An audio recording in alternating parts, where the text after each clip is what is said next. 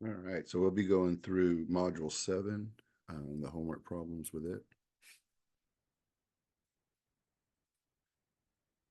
This first problem is dealing with required return, and required return is required by the market. It's based, we have a couple of different ways that we calculate return. We've done it using the dividend and the current price, the dividend discount model, right? We've used that one before. We've also used the CAPM model, right? That's the risk-free rate plus beta times the market risk premium. But however, we're evaluating this firm within the market. There's a rate of return that they are tending toward. And so that's this required rate of return we're going to talk about whenever we're using weighted average cost of capital. And so in this particular case, we're just going to use the dividend growth model. They tell us what the dividend is this period. So we got to multiply that times 1 plus G to get next year's dividend. And then they tell us the price this period. So if they had told us that next year the dividend will be this, we could just put that price directly. But if we're using this year's dividend, we have to multiply that times 1 plus the growth rate. After we calculate that, we also have to add the growth rate back. Algebraically, this is the same as price is equal to the dividend at time 0 times 1 plus G divided by R minus G, and just rearranged it to solve for R. So if you want to go through and do that math. This is looking at preferred stock. Now, preferred stock is a hybrid security. So it looks like debt in many ways, and it looks like equity. Legally, it's equity. It's going to fall on that side of the ledger, but a lot of it behaves like debt. And what we have in effect is a perpetuity. So we were using annuities to calculate the value of a bond, right? That string of payments, right? That's the annuity portion. Um, but in this case, the preferred stock will never go away. The company can just buy it back and retire it that way.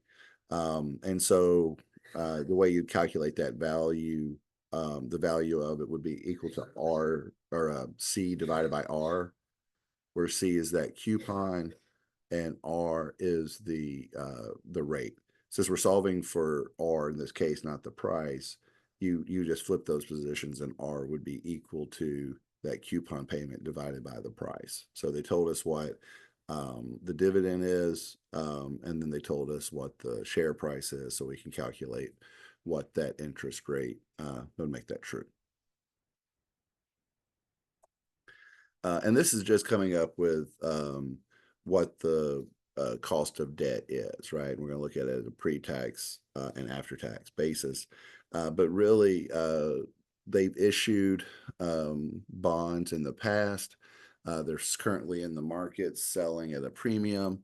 And then we know what our tax rate is. So all we're going to do is calculate what's the yield to maturity on those outstanding bonds, because the yield to maturity will adjust because the price is going to adjust. People are going to buy or sell the bond, right? And as that price changes, the yield to maturity is necessarily changing in the opposite direction. And so as that's happening, right, that is telling us what the market believes the current value of this debt is. What should the yield be? And so when you solve for that I/Y term, just remember you have to double it because these are semi-annual payments, right? But once you double that, you'll have what the market yield to maturity is. And then you just multiply that times 1 minus the tax rate, and that'll tell you the after-tax cost of debt. For the debt to equity piece here, just know that equity plus debt is equal to the total valuation of the firm, right? That's the way our balance sheet is set up, right? All the assets are on one side, and then the debt and equity is on the other side, right? So what we're going to just do here is they tell us what the weighted average cost of capital is. They tell us what the cost of equity, the pre-tax cost of debt, and the tax rate are.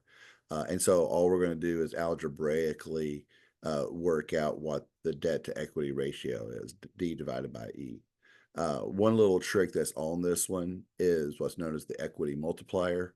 So 1 plus debt over equity is the same thing as the value of the firm over equity, but that's your equity multiplier.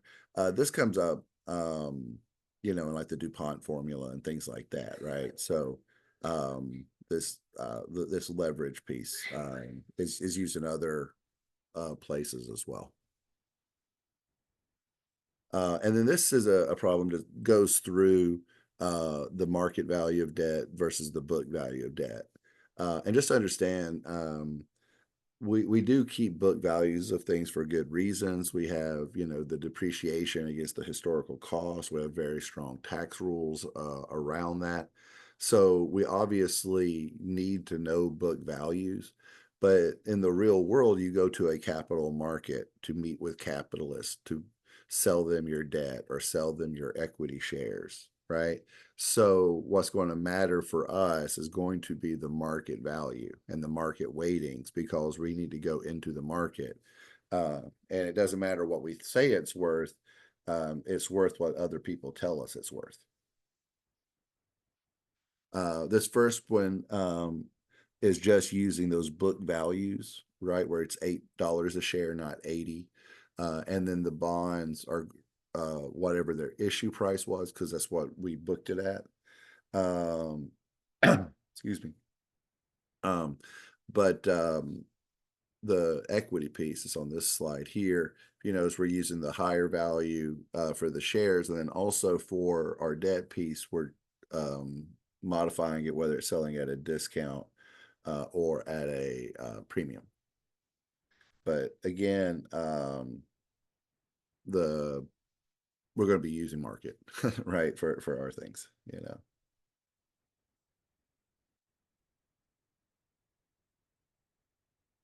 Okay. Here's another problem. What we're doing is calculating the weighted average cost of capital. And in this one, it's more complex than some of the others because it's not just debt and equity, but we also have this preferred stock piece. And remember, I said it's a bit of a hybrid security. So we normally will just put it sort of in the middle, right? And so the same as we would do before, the weight of debt divided by the total assets, weight of preferred divided by total assets, and weight of common stock divided by total assets. And that is pretty straightforward. We're just going to calculate what each of those are and then get what their percentage is. As far as calculating the cost of equity, you can either use CAPM or the dividend discount. They'll give you similar results, but not the exact same thing necessarily. They're derived slightly differently, but they should be close to each other. And then once we have that for the cost of debt piece, they have outstanding shares. So again, we're going to calculate what the yield to maturity, remembering to make that annual, even though we're going to calculate a semi-annual rate. So you got to double it. But just remember, after we calculate that yield, that'll be pre-tax. So we'll just have to make sure we put the tax shield as well. But once we have those three pieces together, then what we would do is just calculate what the weighted average cost of capital is. And in this case, it was 8.66.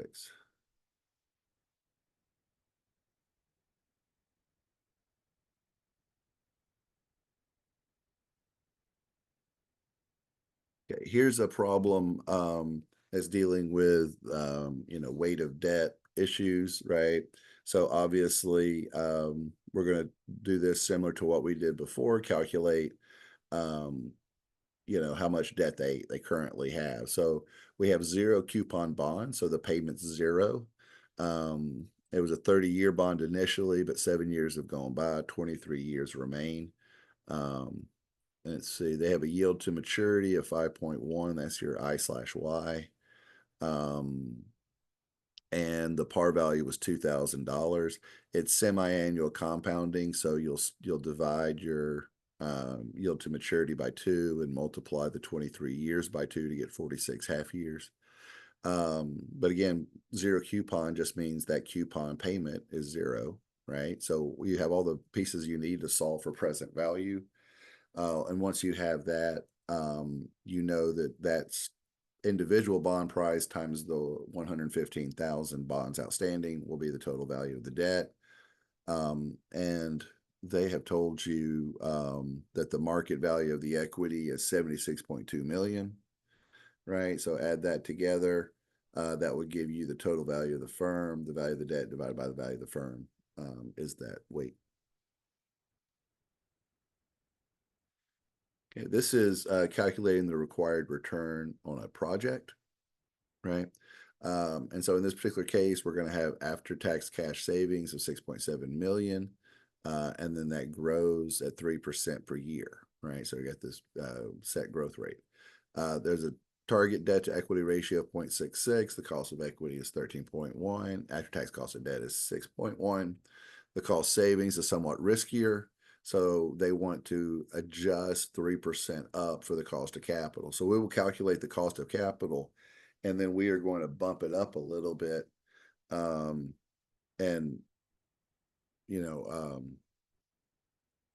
to account for that extra risk, right? Some firms have different ways of doing it, but it's not unusual to see people either just multiply it by some inflation factor or like just add so many basis points on top of it. But either way, what we're going to do is calculate the discount rate. So we know debt to equity is 0.66, right? And so we know that our cost of equity and the after-tax cost of debt, right? And so we can calculate what our weighted average cost of capital is, right? And we know that we need to add 3% more to it, right? And then once we have that, what we have to do is say, okay, we have the 6.7 million, and that's going to continue to grow. But we do have to discount it at this inflated rate. And then what is that value today? And then once you know what the present value of that future cash savings, right? It says if you're making more money, if you're paying less money, right? But once we know that current value, we know what's the most we would want to pay for that project.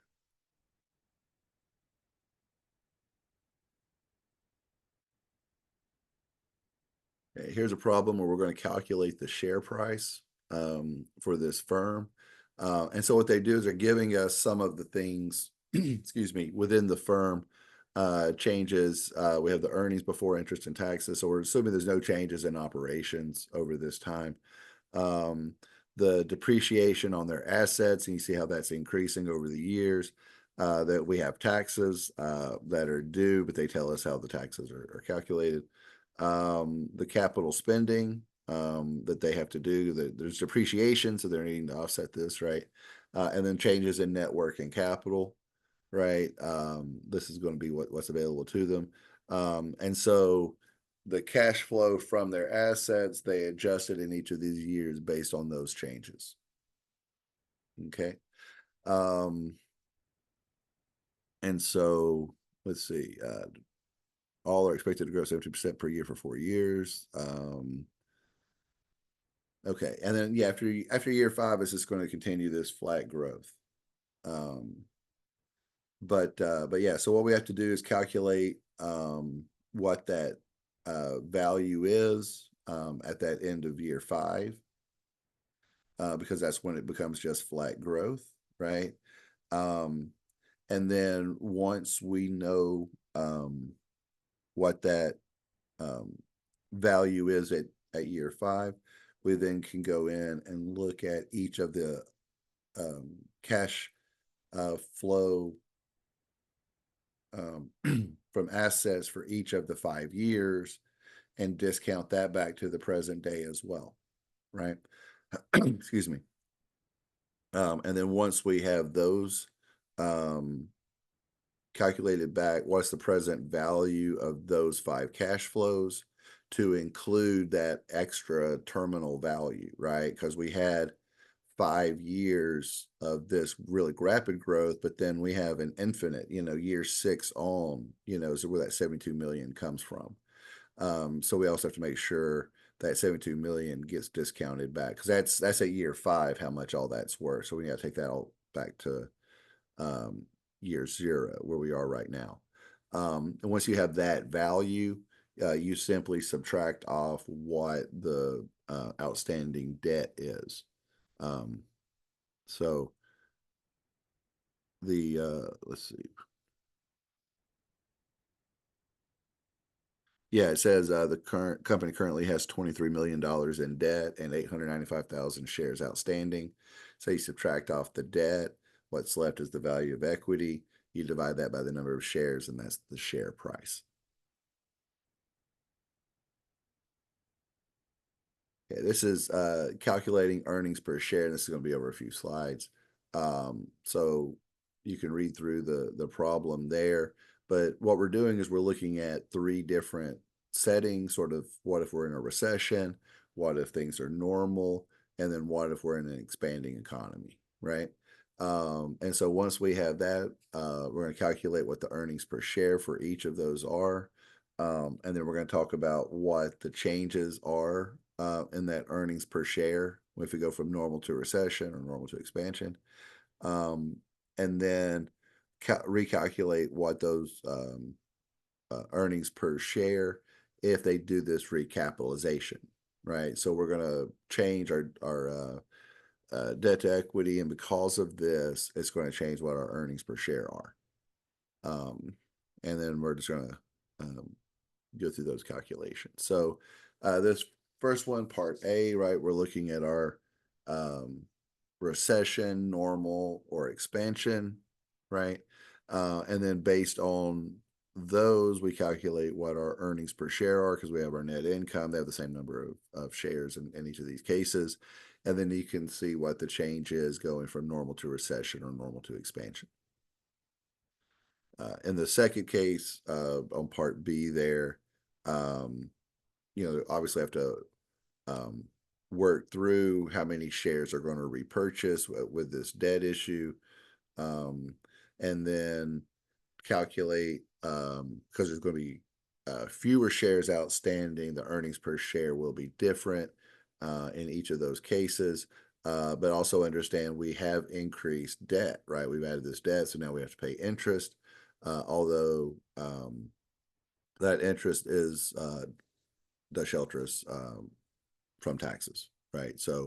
Um, so there's that, and then if you notice the change in earnings per share is greater for a recession, right? It goes down more, and it's greater in expansion. It goes up more. This is the advantage of leverage, right? We've added debt to the firm, so we've levered the firm, and what that means is changes are amplified, whether they go down or go up. There's going to be this amplification, and that's why people like to use leverage, right? I have this great idea. I'm going to put up some of my own money. I'm going to borrow other people's money. Then when it grows, I pay them back what I owe them and all these extra profits I keep, right? So that's the idea with the leverage piece. Um, and then yeah, I just want to make sure I got all those. Yeah, okay. So you see how that changed, and it was because of that leverage. Um, this is Okay. This one is return on equity. The last one was doing earnings per share. And the problem looks really similar, but we're calculating something different. But feel free to pause and read through that a bit to make sure you're looking at the right one as well. And then this again just walks through those changes. Return on equity. We're going to use the market value of the equity in this, right? Um, and so they tell us, um, let's see, back over here, right here, no debt outstanding. This is the total market value. Um, the EBIT is 50,000. Let's see, and then they're going to do a debt issue. Their interest rate is going to be 5%. They're going to repurchase shares of stock. Um, so yeah. Um, so again, we're doing the same type of calculation that we did before, but this time we're calculating the return on equity. And then if they do the recapitalization, you notice again, we get this amplification because that's what the leverage does, right? Now in this piece, they're saying, okay, well, we're going to calculate all of these changes in ROE, but whether it goes into recession or expansion. Okay. And so if they're corporate taxes and they're maintaining everything, then we calculate our ROE. If they do the recapitalization, right, it's that same thing that we sort of did on that last one for earnings per share, but this one's ROE. But we're just looking at how, again, leverage affects that. Okay. Break even is just trying to find where we need to be so that we go from losing money to making money, right? And so in this particular one, we're looking at having a firm that is completely equity or a firm that's going to have some debt, some leverage, right? And we see the difference in the number of shares outstanding, the number of or the amount of debt outstanding. We know the interest rate on debt, right? And so based on this, what would the firm look like under these two scenarios, right? So if EBIT 600,000, what is it? If EBIT's 850, what is it? And then where's the break even in this case? Where would we have to make money for it to not make sense? So that's slide shows calculations for the part A. You can see we just go through what much like what you did in module. I think it was like 1 when we were doing a lot of those types of calculations. And then this is for B and C. And again, C, we're just trying to figure out where EBIT would be for us to be indifferent between the two capital structures.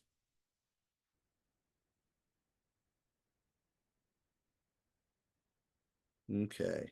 And this is one where we're just going to try to calculate what the change in capital structure will do to the share price. And in this case, it doesn't change anything. And this is one of the proposals under what's known as Modigliani and Miller. Modigliani and Miller, the big thesis basically is that as a shareholder, you are indifferent as to whether the firm pays you dividends or if the firm just holds on to the money and grows the share price. If they're investing in long-term or short-term investments, at the end of the day, the only thing that's driving your decision are taxes. And so if taxes do not exist, I don't care about the capital structure because it doesn't matter to me how it's structured. And so no matter what, it's going to be $30 a share.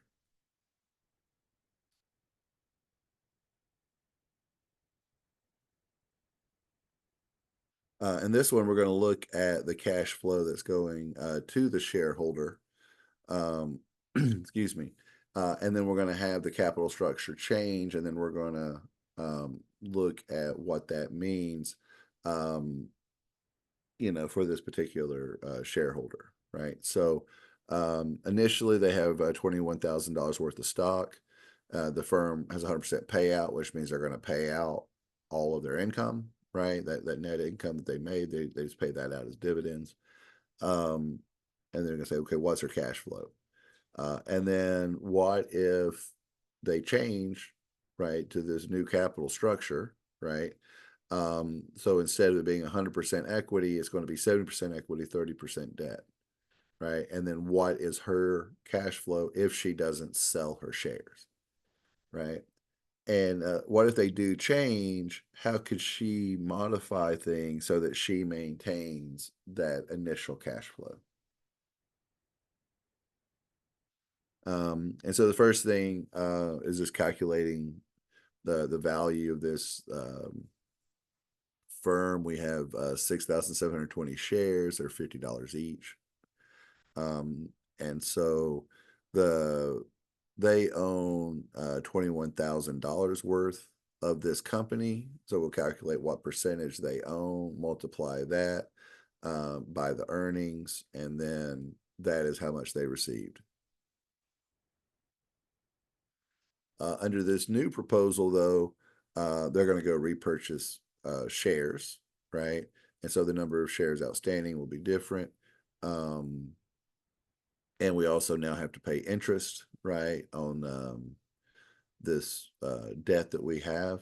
But now that we calculate our new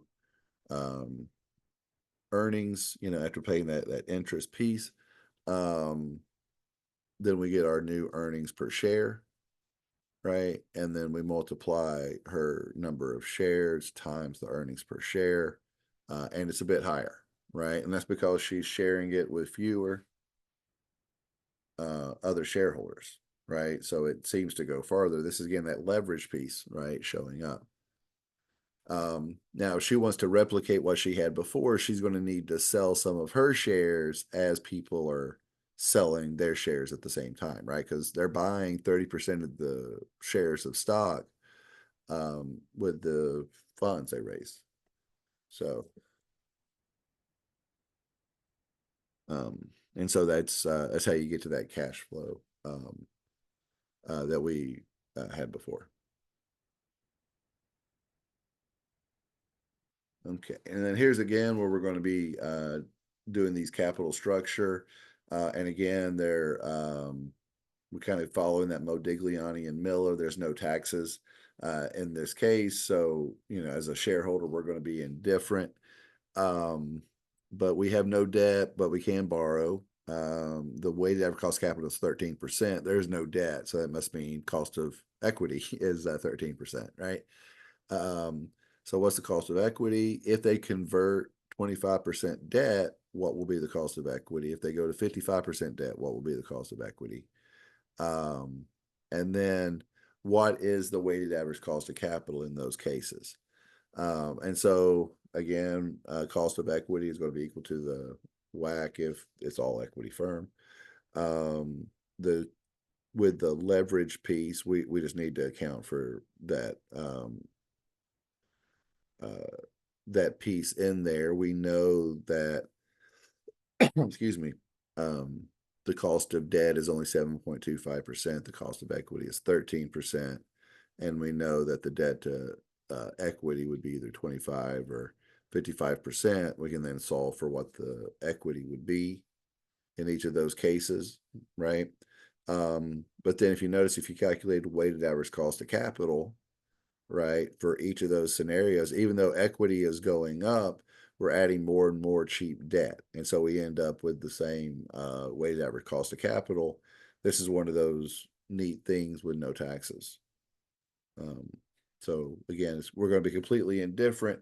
And this means, as far as the firm is concerned, when they're picking projects, they don't need to worry about the tax implication, or that there is no tax implication. So when they're picking projects, the capital structure itself, they're indifferent.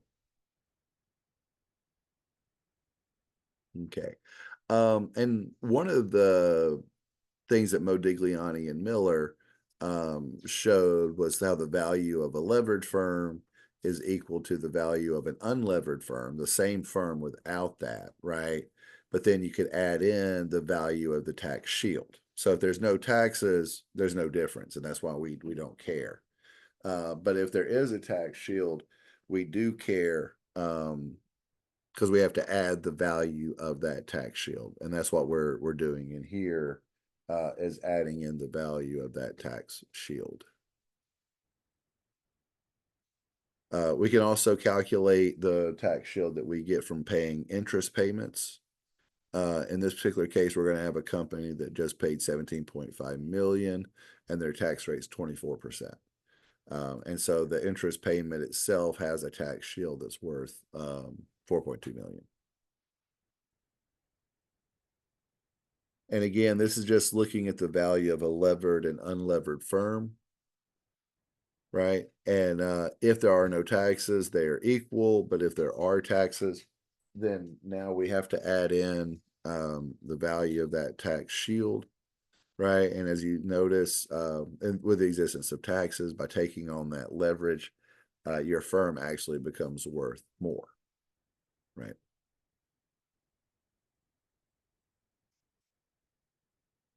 And then this, we're doing another one of those leverage problems where we're changing the capital structure of the firm. So we're going from uh, no debt, right? And they are going to sell 19.8 million in debt. So they're going to have the debt at that point. If there is no taxes, what's the debt to equity? What if there's taxes? What does that mean for the debt to equity, right? And it seems strange, like why does taxes change this debt to equity? But you have to remember that once we have taxes, the the value itself changes, right? Because the value goes up to include that tax shield, right? And since the entire value of the firm goes up, the debt is not going up, right? Um, so the value of that equity must be going up. That's like again, the whole thing with leverage is that debt is like a fixed amount that I have to pay back, but all those extra earnings is just more for me, right? And so in this case, all that advantage from the tax shield is going to the shareholders.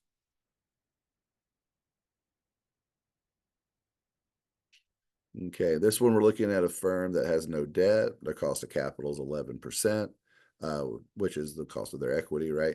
They convert the to a debt to equity ratio of 1, so they're going to be half debt, half equity, right?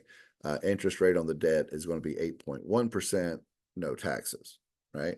So given that there's no taxes, we can calculate what this new return on equity will be. Instead of 11%, it goes up to 13.9. But then our weighted average cost of capital will again stay 11% because we are only, there's no taxes in this situation. So we're always going to have that same weighted average cost of capital. All right. Well, thank you very much. Please email me if you have any questions or concerns. Thank you.